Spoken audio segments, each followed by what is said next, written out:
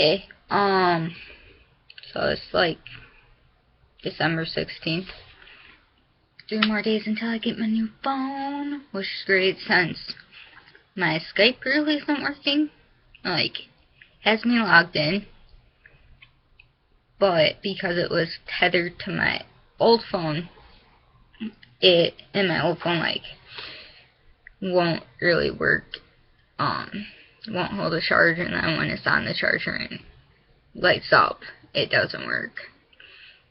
So I can't, like, go through and send out. And that also happened with, one of my email accounts that I used to IM people on, because not everyone has that one KIK. I think that's what it's called. Not everyone has that thing, so, you know. But, so I got an ask a few days ago. Or, no, not a few days ago, last night. And it was basically, they were in a crisis mode, which some of you may have seen, and then the person, obviously, they were anonymous, so I don't know who they are, and I can't go say, hey, y'all, look at blah, blah, blah, and blah, but, they haven't done DBT, or really any therapy, and DBT is actually a really good type of therapy. It stands for dialectical behavioral therapy, and it, like, just teaches a whole bunch of coping skills. I was in DBT, I was in a twice a week one before I went to residential. They were actually the ones that sent me to the hospital that put me in the residential, so it was all one long string. And so I was in that, and then the residential I was in was really DBT based. Like, we did new skills each week, we went really in depth. A lot of our group therapy and our individual therapy had some of it tied in. Now, of course, the individual one varied, like, you know, depending on each individual person, obviously. But then, when I left, well, we had this folder thing that had a whole bunch of information in it, and, like, we would bring this to each meeting thing that we did, because we had a whole bunch of meetings throughout the day. And so we'd bring this to each DBT meeting, and we'd go through it. And then the papers that they handed out, we, you know, put in here for safekeeping, and now over a year later, I still use this. So, alright.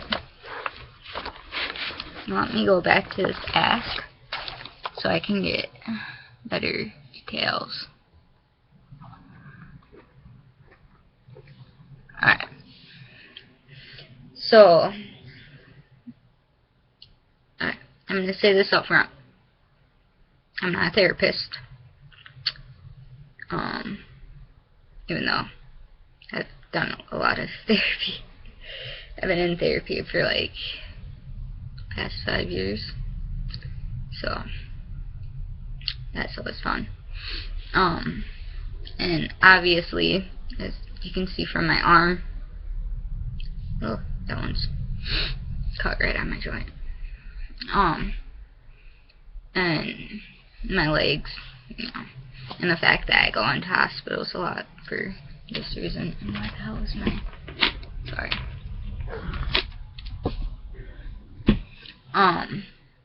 So I mean, it doesn't work each time, but it's really good if you're in, like, that crisis mode. So, flip to this. So, for crisis survival, solve the problem if you can solve it. So, obvious. And if you can't solve the problem, survive it. And this is how you survive it.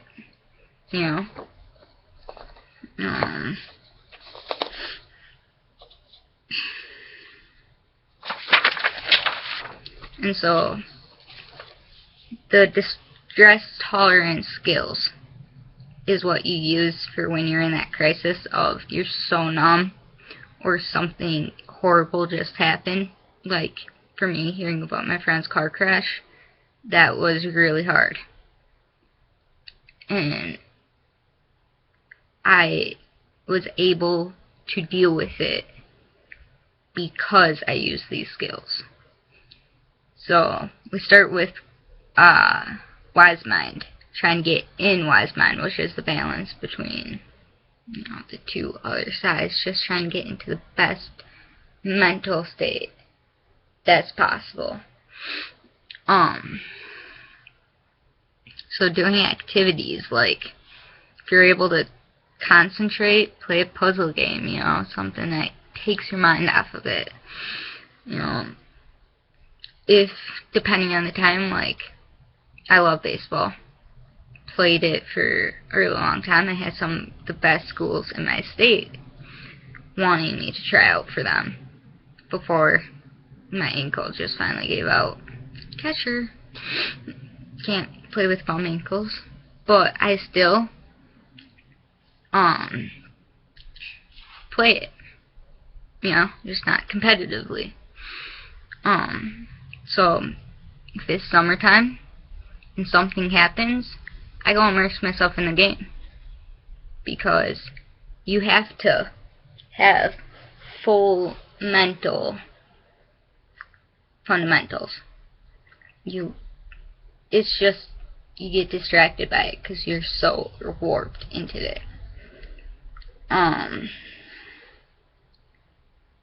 Focus your mind on something else. Contribute. Go volunteer someplace.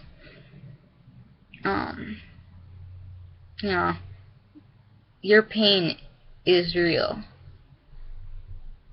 But you can take that pain and turn it positive.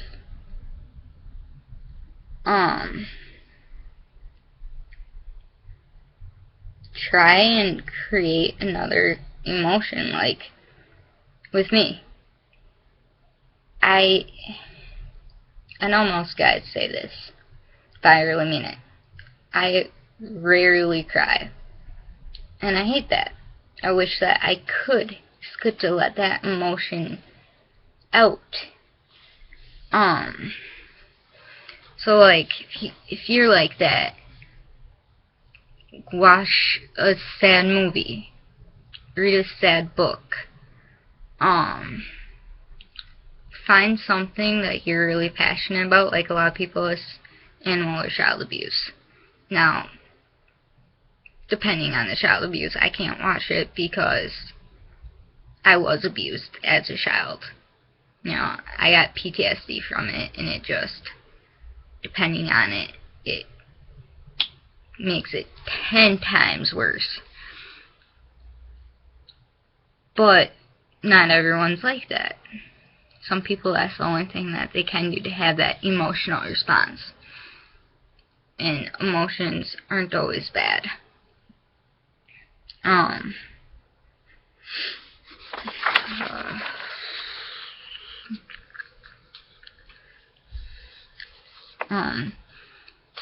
And then, so self-soothe. Self-soothe is a big one.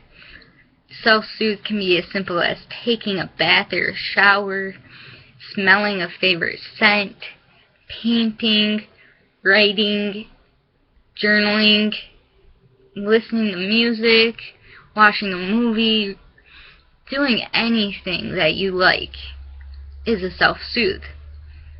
Like, if you're an artistic person, take a piece of paper, draw something, because it triggers that response in your brain. Hearing. I'm a big music person. Partly, probably because my mom was my mom is a big music person, and so is my dad. We're all kind of music oriented in a sense. So I do that, or I have videos of my nieces and my nephews talking. I listen to those. I'll sit there and I have like a lot of drumsticks. Some that were given to me, like some thrown out at concerts, that type of deal. And I take them and I just like sit there and drum on a beat, beatbox, something. Smell's a big one. Because my abuse was from my brother,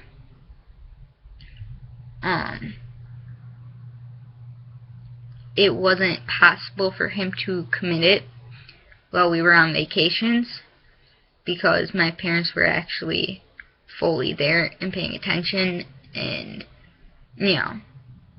it just wasn't possible. And so one of the places that I love is called Hurricane Ridge. It's in somewhere in Washington State. I think it's by Mount Lupa. I think it's there. And I picture that, so that's a vision. I listen to the sounds of nature. Lavender. There was always, on the way there was this like lavender farm where it was benches covered with bees, but they didn't even bother you because they were pollinating. So I picture that sound and I picture that smell. And the lavender chocolate. Oh, lavender chocolate is delicious. Way better than any other kind of chocolate. And just like the feels of it, like nature. But I mean, soothe each of your 5 senses. And it doesn't have to be like what most people think. I mean, self-soothe could be making food, or it could be not making food. It could be, I'm a stretcher. Like split stuff like that. I'm really flexible. Speaking of that, so I mean that could be a self-soothe, just like just basics.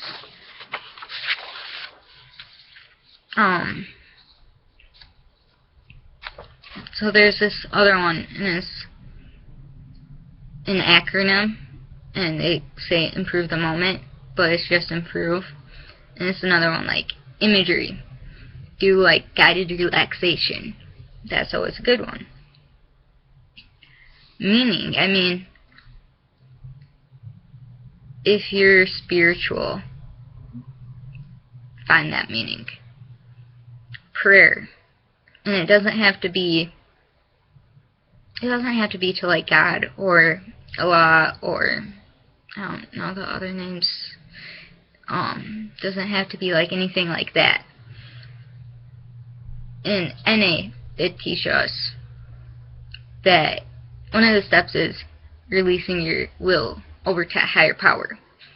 And that higher power could just be the group NA. It doesn't have to be a God. So just like pray to whatever you feel is higher than you. Could be Keelan Quinn or, simple. Relaxation. Alright. So, one relaxation technique that I really like is, so, you go from 1 to 10, and you like slowly tense up all your muscles until 10, and that would be where all of them are as tense as possible, and then you slowly release all of it. That's good for tension, anger, that kind of thing. If you're having a panic attack, what they told me, because I have them a lot, is you take an ice cube, and this is also good if you're a self-harmer and you're trying to fight that urge. Take an ice cube and place it in the palm of your hand, like, okay, we're pretending my phone base, and you just like squeeze it in the palm of your hand, because your palms of your hands are really sensitive, you know, obviously, or touch. Do that. That's always really fun, and it actually helps. It kind of helps you snap back in that moment, and takes your mind off of it. Try and focus all of your attention on one thing. Try and be in the moment of what's going on as much as possible. And if you're alone in your room and you're listening to music or you're watching TV, just try and do all of that with your fullest attention. Don't go on Tumblr.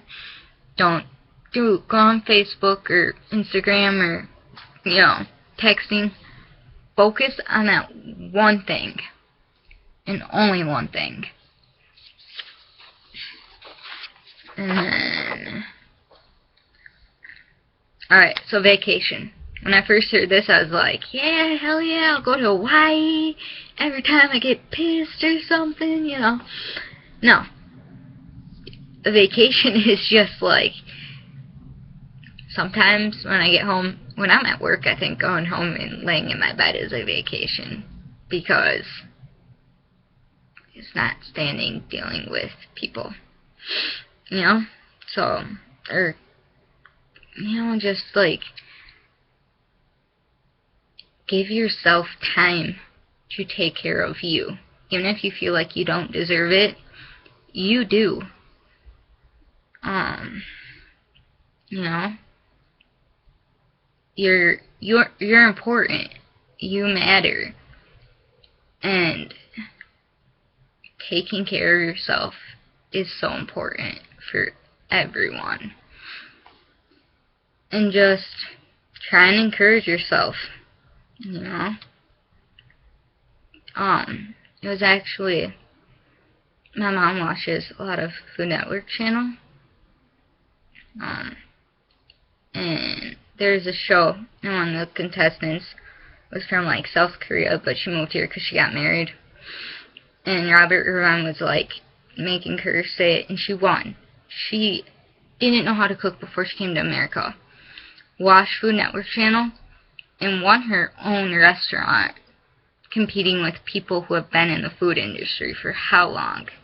And he told her, you can do it. You know, tell yourself that. I can do this, you know. Time is going by even though it doesn't feel like it. And it won't last forever. It will get better. Even if you don't believe it right away. You know, give yourself time too.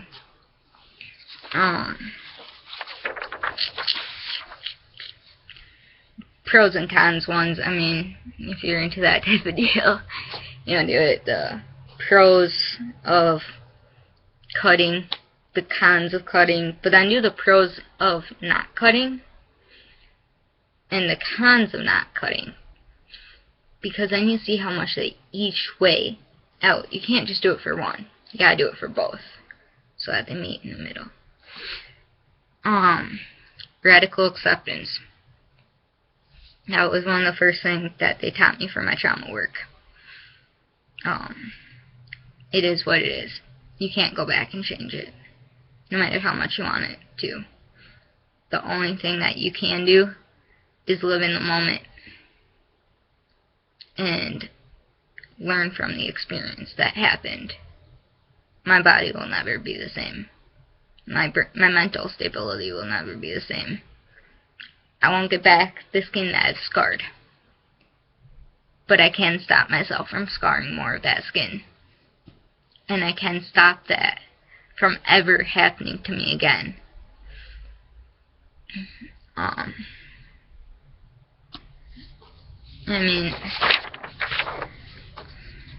that's pretty much it for them. It's like 20 minutes long. But yeah, I realize that most of the stuff takes years to perfect. And years of having that therapy where it's taught to you as in-depth as possible, no matter how annoying it is. Besides, you'll normally meet cool people there. I mean, look at me. No. But one of the big rules is don't get discouraged if it doesn't work. Because just because one doesn't work doesn't mean another won't.